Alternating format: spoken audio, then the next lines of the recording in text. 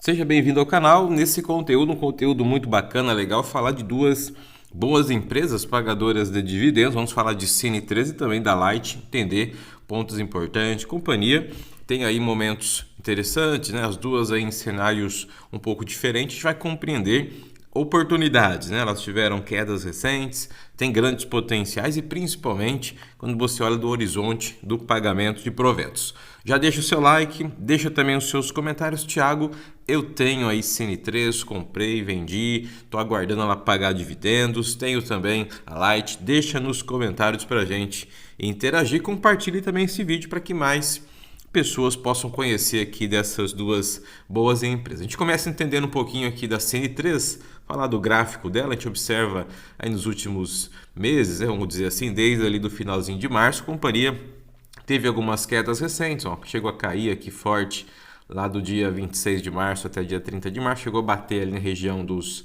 R$ 3,80, depois se recuperou e agora, quando você olha o último fechamento, dia 15 de maio, chegou a R$ 3,67. Bem distantes, né? Ela chegou aqui um período muito interessante, ó, as máximas dela aí no finalzinho do ano passado, chegou a bater R$ 5,80, depois caiu, se recuperou, voltou ali à região dos R$ 5,11 e agora está nessa região dos R$ 3,67. É uma empresa do setor imobiliário, né? Tem ativos de qualidade, principalmente ativos voltados ali à geração de renda recorrente, aluguéis também, ela ganha dinheiro com aluguéis de galpão, enfim, outras utilidades dentro desse mercado imobiliário. Quando a gente olha aqui hoje o cenário principalmente de receita, né, temos aqui a alocação de imóveis, é a que mais gera receita para a empresa, ó, 60%, praticamente mais de 60% vem da alocação de imóveis, né? Depois tem prestação de serviço, a empresa ela faz também algumas negociações, né? Vende alguns ativos, compõe o seu caixa, aumenta o seu caixa, depois ela recoloca no mercado aí o valor, compra outros ativos, aluga e assim por diante. Seguindo aqui a gente fala do que ela gerou aqui recentemente de grandes dividendos, né? Então tivemos aqui a venda de ativos bilionários, ela vendeu recentemente, somaram aí cerca de 2 bilhões de reais. Então, com essas vendas que ela fez aqui, ó, de 2 bilhões de reais, ela remunerou os seus acionistas através da redução de capital que ela fez e também do pagamento de proventos. Então, nos últimos anúncios que ela teve aí de grandes volumes, foram basicamente isso, né, devido à venda que ela teve dos ativos. Então, teve redução de capital, que não é dividendo, e ela pagou também alguns valores de dividendo. Então, esse pagamento aí adicional da redução de capital acabou aumentando ali o percentual de retorno, né, para os seus acionistas. Então, ela tem participação em shopping center, em outros ativos também de locação. Então, quando ela faz ali algum movimento, ela vende ou tira um capital e coloca em outro ativo e sobra um valor, ela acaba devolvendo ou remunerando os seus investidores. Seguindo aqui, a gente fala agora dos indicadores. A companhia tem bons indicadores, né? O valor do mercado aqui, ó, 560 milhões, a firma 739 milhões de reais. O que mais chama a minha atenção na companhia é a questão da rentabilidade, né? Que a gente viu ali, a empresa pode gerar caixa rápido, tem a disponibilidade dos aluguéis também. Mas o que chama atenção aqui é o nível, né, da saúde financeira da empresa. Então você tem o patrimônio líquido, 692 milhões, ativos aqui, ó, 2 bilhões, circulante está 258 milhões e a dívida líquida aqui bem baixa, né? 179 milhões. Então, quando você compara aqui uma empresa com um alto patrimônio líquido, né, ativos interessantes e dívida líquida menor, é uma empresa saudável. Fora isso, a disponibilidade que ela tem, um caixa ali e outros recursos que ela tem aplicado, enfim, dá 287 milhões. Então, se ela tem mais dinheiro do que dívida, com certeza é uma empresa bem saudável aqui, a Cine3. É claro que ela está nesse mercado que é um mercado cíclico, né? Mercado imobiliário não é mercado perene, tem altos e baixos e ela acaba surfando ondas melhores e depois tem uma recuperação, algumas quedas ali. Mas quando você olha na estrutura, aqui olhando para a estrutura financeira, é uma excelente companhia. Seguindo aqui, a gente fala agora um pouquinho da parte dos dividendos, né? O que acontece? Como é que ela distribui aqui os dividendos? Então, a distribuição mínima é 25% do lucro líquido da empresa, que é a política dela. Depois, o que pode aumentar os dividendos ou o retorno aos acionistas foi o que aconteceu recentemente, que é a venda dos ativos dela, né? Aí tem a geração de caixa maior, extraordinária, e a decisão ali da empresa, né, da diretoria, da administração, acaba favorecendo ali o pagamento de mais proventos aos acionistas. Então, considerando hoje a política dela é no mínimo 25% de distribuição de dividendos sobre o lucro líquido dela, mas dependendo de venda de ativos, uma geração de caixa maior, ela pode até pagar mais proventos. E olhando aqui hoje o cenário de dividendos, temos aqui então os últimos 5 anos, o dividend yield médio está 39%, quase 40%, realmente bem alto, né, devido ali à redução de capital. E o dividend yield atual dela está aqui, na faixa de 11%, né? Inclusive ela não fez anúncio ainda esse ano, né? Observamos aqui o histórico da empresa, o último anúncio foi lá em dezembro do ano passado, dia 12/12, foi da Tacom, e ela pagou no dia 19/12, tá? Então foi dezembro aqui os últimos pagamentos.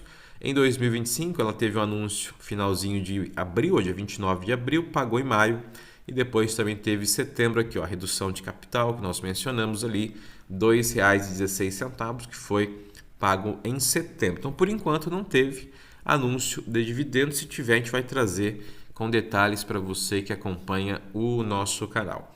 Saindo de CN3, a gente vai para outro mercado, né, que é o mercado aqui de varejo, tecnologia, mercado digital, falar de Alight. A Alight é uma empresa também que tem uma boa performance dentro do mercado nacional e também internacional, né? Então ela faz distribuição dos seus produtos eletrônicos, além do Brasil, né? Ela tem também participação em outros países. Caiu forte também, a gente vai dar uma olhada no gráfico, ver também o grande potencial da companhia, não só nos dividendos, mas ela tem realmente excelentes números e também rentabilidade, que é importante. Aqui a receita, né? A comparação do primeiro TRI, teve uma leve queda, um pouco mais de R$ 1 bilhão aqui, a receita do primeiro TRI agora 2026, lucro bruto também avançou, 7, quase 8%, o EBITDA cresceu também 16%, 58 milhões no primeiro TRI aqui.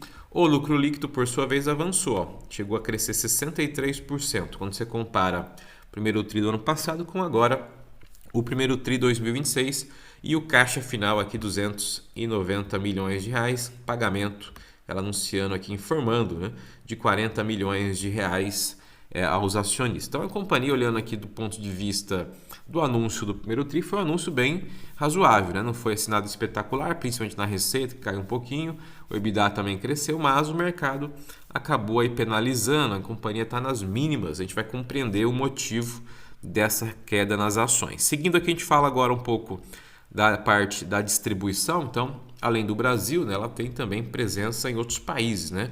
E o que chamou muita atenção aqui dos acionistas foi geralmente essa aqui, a receita líquida internacional, né? Você observa uma queda aqui, de 50%. Saiu lá de 155 milhões em 2025, primeiro TRI, o quarto TRI foi 200 milhões, né?